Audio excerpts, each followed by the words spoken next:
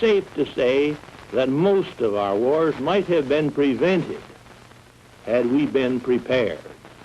Benefiting from these experiences, we are trying through military preparedness to lock the barn door before the horse is stolen. Man, am I beat. I think secretly they're having us test these shoes to find out how quickly they'll wear out. The way I feel, it's going to be me first. You better cheer up. The worst is yet to come. This place is driving me nuts. Walk, walk, walk. I've lost 2 inches since I've been here. Every time I think of those greetings, I get teed off. Mine came on an engraved card. How about yours? Sure, with a black border on it yet. I wouldn't mind so much if there were a war going on or something. But this business, here we are, and everybody in civilian life is taking it nice and easy. Well, not everybody. Or most of them, anyway. There I was, all set to get going for myself. And then they put the finger on me. Now what? 2 years and nothing.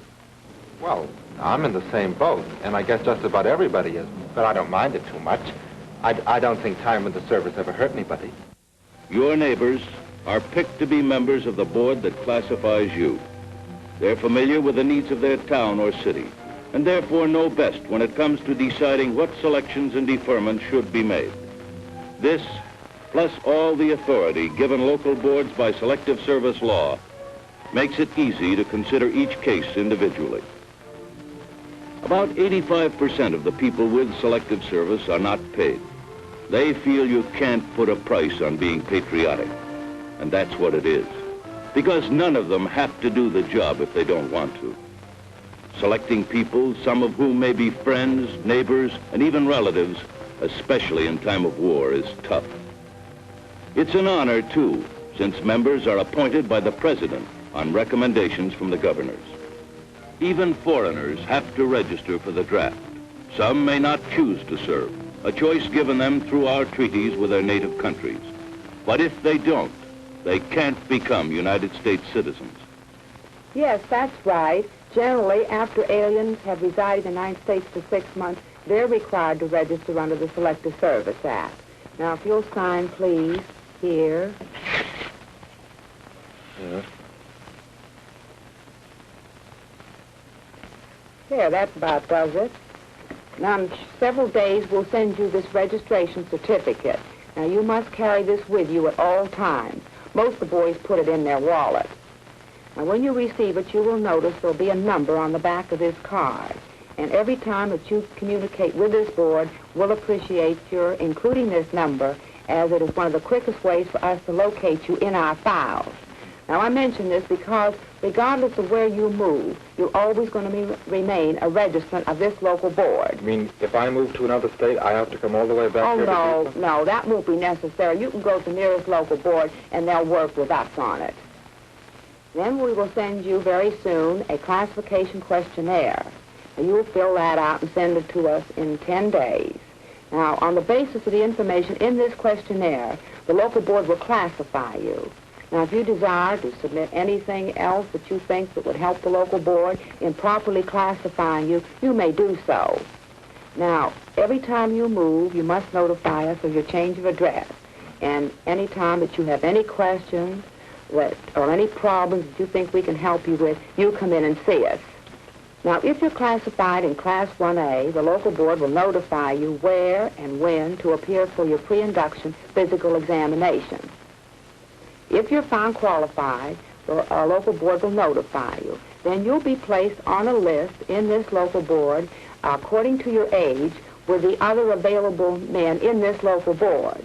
The age merely establishes your priority in relation to the other available men in this local board.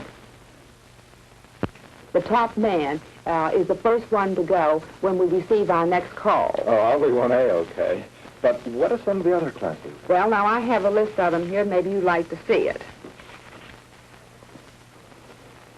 Now, here we have Class 1A. Those are the registrants who are available for service. Then we have the Class 1AO. Those are the registrants who are morally opposed to serving in the armed forces in a combatant capacity, but are willing to serve as long as they don't have to fight.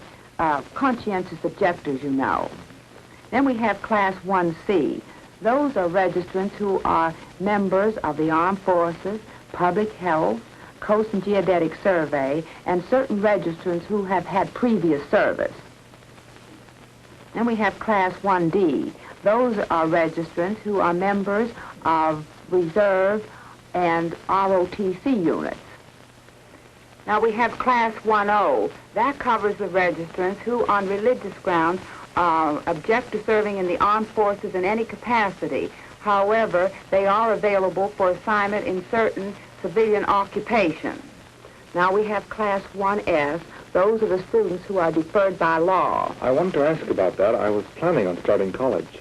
Well, if your number comes up in this local board for induction and you're a full-time college student, the local board, under the provisions of the law, will defer you until the end of the academic year. Now, Mr. Yates, our chairman, will be in soon, and maybe you'd like to discuss that further with him, because we have Class 2S, which covers students who desire to complete their college education. Class 1S also covers high school students. Under the provisions of the law, high school students are deferred until they graduate, until they reach 20 years of age, or until they drop out of school, whichever is the soonest. Now we have Class 1W. Those are the conscientious objectors who are now serving in these certain approved civilian positions. Now here we have Class 2. That covers the registrants who are deferred because of their essentiality in certain positions, including agriculture and study. Now we have Class 3. That is for the registrants who are deferred because their entry into the armed forces would create an extreme hardship on their dependents. Now Class 4 covers certain registrants who have had previous service, the sole surviving son of a family whose son or sons have been killed in the service, certain elected officials, divinity students, and ministers. Now, Class 4F covers those registrants who are found physically, mentally, or morally unfit for service. Now, all registrants, after they pass the age of liability, are classified in Class 5A. Now, I have a list of those here. Maybe you'd like to take it along with you and read it. Thank you. Well, this makes it pretty easy to figure out how everybody should be classified. But say somebody thinks he should be in another classification than the one the board puts him in. Is there any way he can have the classification changed? Selective Service provides for cases of this sort through the right of appeal for all classifications except 4F. When you receive your notice of classification, you have 10 days in which to make an appeal. So he went on to tell me about deferments and how to go about making applications. Well, did he make any suggestions? No, he just said that if I was going to school when I was called, I could get deferred until the end of the year. That is, provided I was going full-time and was passing everything. Well, what about after the year's up? What then? Well, then I could apply for another type student deferment by taking a qualification test. If I could pass the test or keep in good standing in my class, I could probably stay on right until graduation. Or still another way to do it would be to join an ROTC unit. And after I finished that, during school, I'd go on active service for 2 years. No matter what I do, I still have that 2 years active service. Well, then it's not a question of whether or not you go into service, but when and how you do it. Right. And I can enlist right up until the time I receive my induction notice, that is, if I want to. Well, how do you feel about the whole thing? I don't know. That's a tough thing to decide. But I think I'd just as soon go in now and get it over with. Well, do you know how long you'd have to wait before your number comes up? Did they tell you that? No, I asked the same question, but they said they could only guess. You see, they don't know themselves until about 2 months ahead of time just how many men they have to send. So I might have to wait quite a while. But you can volunteer to go sooner, though. You can? Sure, then they can give you a good idea of when you might go. You see, by volunteering, you go right to the top of the list. That might be the best thing to do. I'm beginning to think so. I just want to get started on something and not waste time. And as far as the Army goes, I might get a job that would teach me something I could use in civilian life. Seems like there might be a good chance of that with all these modern things they have in the Army today. Sure. Now, some of the guys who went in a while ago wrote and said they're doing just about everything under the sun. I always thought there wasn't much to do in the Army except march around and carry a gun. But like you said, what with all these modern things, atomic weapons and guided missiles, you need a lot more training. And it doesn't make any difference in which branch of the service you're put, because there are hundreds of difference of jobs in each branch. Over 600 in the Army alone. And if you asked me now what I wanted to major in school, I couldn't tell you. It might be that the Army will get me interested in one particular thing, so then I could go to a special school for that when I got out, instead of going just anywhere.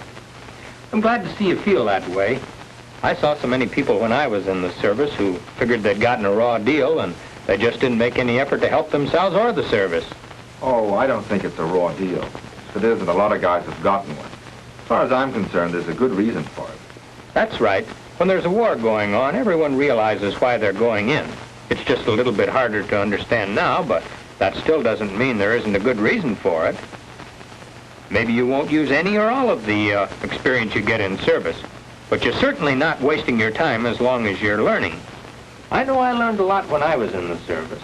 A lot about getting along with all kinds of different people and situations. A lot to help me grow up. Dinner's ready. What's the big discussion? Oh, talking about the draft. I think it's a shame the way these boys are having their lives interrupted. You don't want to be a soldier, do you? No. Making soldiers out of all these babies. Don't worry. You know how mothers are about losing their sons. Come on, let's get some home cooking. You'll be missing it soon enough. Notice in hand, I reported for my pre-induction physical. There was a good-sized group there. The first thing they did was to tell what we'd have to do during the day. We discovered what they mean when they say, in the Army, it's hurry up and wait. It seemed like most of the day was spent in lines waiting for something to happen. But actually, by the time the day was over, we'd accomplished a lot. To begin with, we took our mental test. It was one of those multiple choice deals. Pretty interesting test. Current events and practical application of things I'd learned in school. I wondered to myself, what would happen if I failed it? I know the Army doesn't want morons. But when it came right down to it, I tried just as hard as I could, and it seemed as though everybody else was doing the same thing. After everybody finished, the papers were passed in, corrected, and the marks read off. I got a fairly high mark, which surprised and pleased me. Once we finished that, we lined up for our physical examination. They certainly gave us a thorough physical. They carefully checked everything I could think of and more. Eyes, ears, heart, lungs. By the time I got to the end of the line, I felt as though I was in pretty good shape. And so did they, for they said that as far as the Army was concerned, I was physically fit. You know, right now, the Army is the only one that is taking draftees, but all the services can and did during World War II. When lunch was over, we went back to finish up the processing, which consisted of filling out some papers, loyalty certificates, and so forth. About mid-afternoon, we were through, and they let us go. Outside, a bunch of us got together and decided we would like to volunteer to go right away. So off we went to the draft board. And down at the draft board, they had us all sign volunteer statements and told us that they would let us know as soon as possible when we were to go. Sure enough, I got the notice in a couple of weeks. Since I was waiting for it and was all set to go, I was happy when it came. But Mom and Ann's my girl, were upset. They make you feel like you're going away and never coming back. They mean well, but they just don't understand sometimes. But the Army really didn't pick me. You see, they just needed somebody, and it turned out to be me. Well, who decided you'd go? Those people down at the draft board, Mr. Yates, Mr. Thomas, and the others. I don't like them. Oh, come on now. Somebody had to do the job. You see, actually, it was a lot of generals down in Washington who decided that they need some more draftees. So they asked Selective Service to get them. Well, Selective Service figures out just how many each state and each territory in Puerto Rico have to send. Territories in Puerto Rico? Sure. Hawaii and Alaska and all the other territories in Puerto Rico have to send men. I could just see a couple of guys from Alaska reporting to their draft board on a dog sled. Suppose they have to do it, though. Well, now getting back to what I was telling you. You see, Selective Service tells each state how many men they have to send. Well, the state, in turn, tells each city and town, and that's how we get the call down here. As soon as the town got it, they went to the top of their list, starting with the oldest man, who was 1A, and worked on down. But they didn't get as far as you. No, but they were getting close, and I decided to hurry it up a bit and get it over with. So you see, in a way, it was those generals who picked me. Pretty important guy, huh? I bet you're more important to me than those old generals. Maybe, honey, but don't forget, they outrank you. Duty calls, you know. Oh, I know, but I don't have to like it, do I?